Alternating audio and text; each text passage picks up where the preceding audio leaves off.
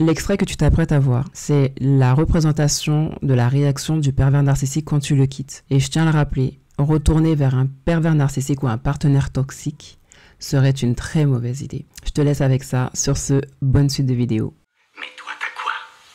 T'es moche, t'es maigrichonne, t'es mal foutu. Et puis t'as trop peur pour l'ouvrir devant les gens. Tu sauras juste faire une chose, la bonne à chou, rien de plus. Albert, non. Tu lui videras son pot, tu lui feras peut-être son manger. Et encore, t'es pas foutu de faire un truc qui se bouffe. Et y a pas un marteau qui t'épousera. Alors qu'est-ce que tu vas foutre? T'iras te louer dans une ferme. Ou peut-être même qu'on te prendra comme poseur de rats et va savoir. Céline, non! Déchaîne, elle sort. Tant que tu n'auras pas réparé toutes les vacheries que tu m'as faites, tous tes projets partiront en fumée. Ne faites pas ça, Miss Céline. N'allez pas passer par où je suis passée, c'est trop dur. Il n'en vaut pas la peine. Il n'en vaut pas la peine. Pour qui tu te prends? Tu peux jeter des sorts à personne. Regarde-toi. T'es moche, t'es pauvre, t'es noire, t'es une femme, t'es rien du tout. Tant que tu ne répareras pas, tous tes projets partiront en fumée. Allez, viens maintenant. Aurait fallu que je t'enferme et que je te sorte juste pour travailler. La prison que tu me réservais, c'est toi qui y pourriras. C'est le monde dans la voiture, monte dans la voiture.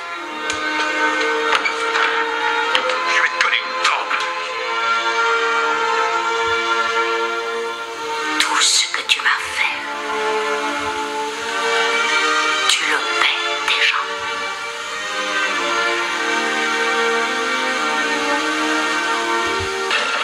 Je suis pauvre, noire et peut-être moche, mais grâce à Dieu, je vis. Je vis. Tu reviendras.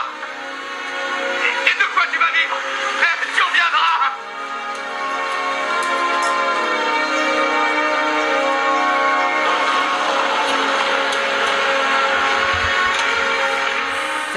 Salut, j'espère que tu vas bien, moi ça va. Donc aujourd'hui je vais te faire la partie 2 de quand tu quittes le PN. Il faut savoir que quand tu quittes le PN, déjà, comme je l'ai dit dans la partie 1, quand tu quittes le PN, tu ne lui fais pas plaisir. Tu fais quelque chose à laquelle il ne s'attendait pas. Donc tu le prends, on va dire, de court. Parce que pour lui, là tu es, là tu resteras. Avec lui tu es, avec lui tu resteras. Tu dois boire, manger ce qu'il te sert. L'eau de Mara, le pain noir qu'il te fait manger pour lui. Tu dois rester et consommer ça jusqu'au bout. Alors le jour où tu ouvres les yeux et que tu te dis non, trop c'est trop, eh ben ça passe pas avec le PN.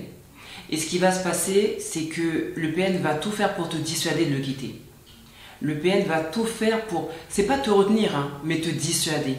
Et ça va passer par des paroles de si c'est pas moi qui va te supporter, qui va te prendre avec ton nombre d'enfants, qui va te prendre avec ton caractère.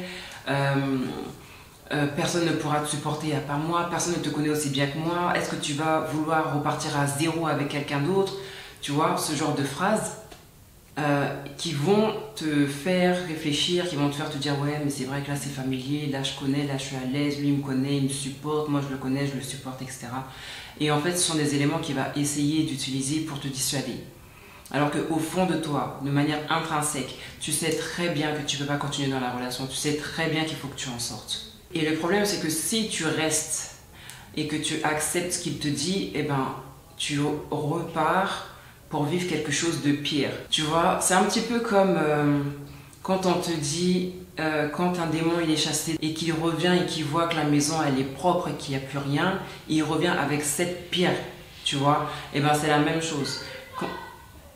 Si tu repars avec le PN, tu vas vivre, ben, j'ai envie de te dire, 7 fois pire. Tu comprends l'image? Tu comprends l'idée?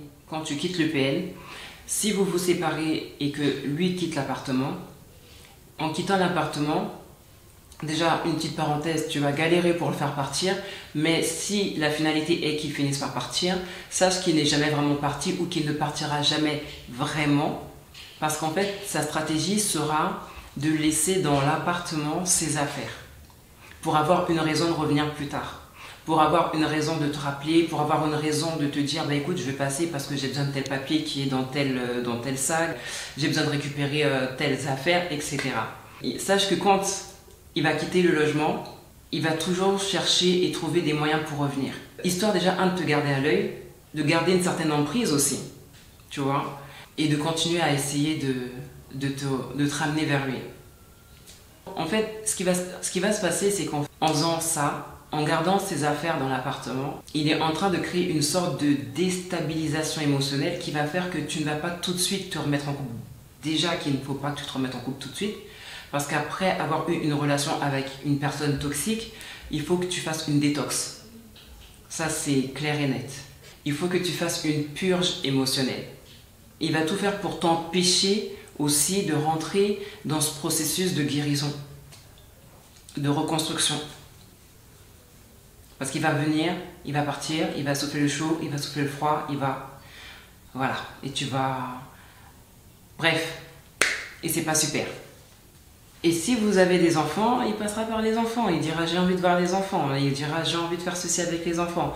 Chose qu'il ne faisait peut-être pas quand vous étiez ensemble dans le foyer. Mais une fois que tu auras mis ou qu'il aura mis le pied dehors, tout d'un coup les enfants seront j'ai envie de les voir. J'ai envie de passer du temps avec eux. J'ai envie de les emmener manger. J'ai envie de...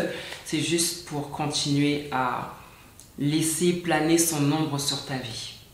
Après, ça sera à toi de voir comment tu vas gérer et structurer... Après, ça sera à toi de voir comment tu vas gérer et structurer les rendez-vous et tout ça. Bon, après, tu vois, ça c'est de l'ordre personnel, mais il faut que tu saches que lorsque le PN va sortir de la maison, il va toujours chercher et trouver des moyens pour revenir, pour garder un contact avec toi, un œil sur toi, une certaine emprise, etc. Alors, pour ceux qui sont mariés, il faut savoir que s'il y a une demande de divorce qui est en cours et dont tu es à l'initiative, vous pourrez vous mettre d'accord, par exemple, pour aller plus vite, il y a le divorce par consentement mutuel qui prend au maximum 2 mois.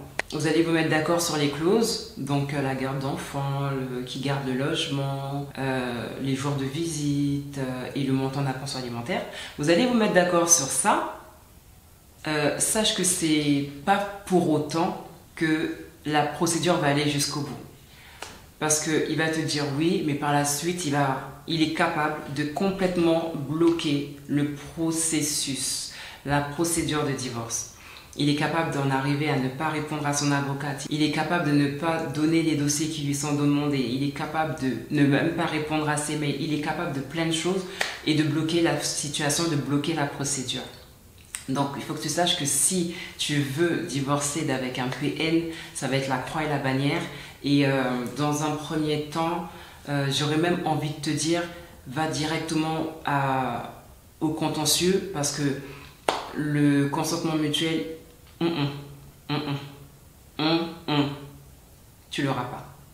Et je pense que même si tu demandes à ton avocat ce qu'il en est, de ce qu'il a vu dans son expérience, en général, hormis certaines situations où là, voilà, les deux personnes sont de bonne volonté, la plupart du temps, les consentements mutuels n'aboutissent pas et on entame une procédure pour contentieux. Donc, s'il vous fait gagner du temps, ce qu'il faut faire pour éviter de retomber dans les liens, les griffes du partenaire toxique, il faut absolument que tu te détaches émotionnellement dans un premier temps. Et que tu te prépares à cette séparation mentalement aussi.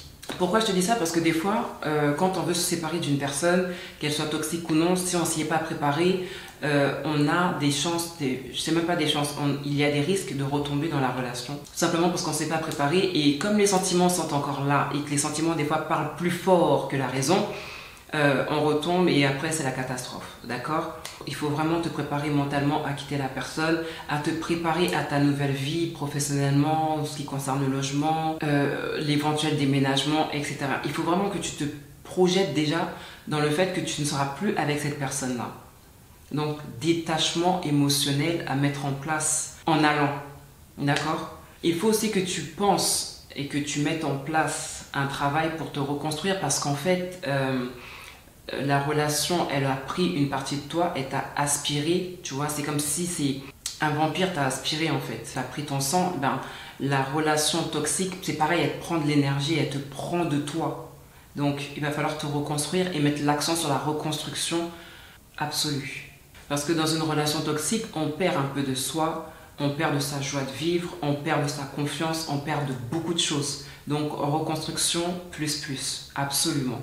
Il faut que tu apprennes à prendre du temps pour toi, à te reposer, parce que c'est drainant, une relation toxique. C'est drainant.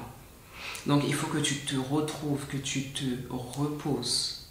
D'accord? Ne sois pas pressé, parce que tu t'es séparé du PN, ne sois pas pressé de te remettre dans une autre relation. Tout simplement pourquoi? Parce que si tes blessures, c'est même pas si, tes blessures sont béantes, tes blessures sont encore sanguinolentes. D'accord? Déjà, il faut savoir une chose, c'est que les PN, il y en a beaucoup, et ils sont comme les requins.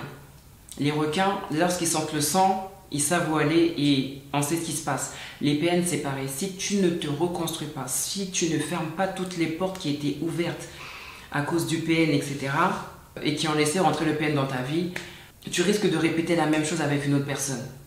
D'accord? Tu risques de revivre la même chose, mais avec une autre personne, une autre apparence, un autre être. Mais c'est exactement la même chose que tu vas vivre.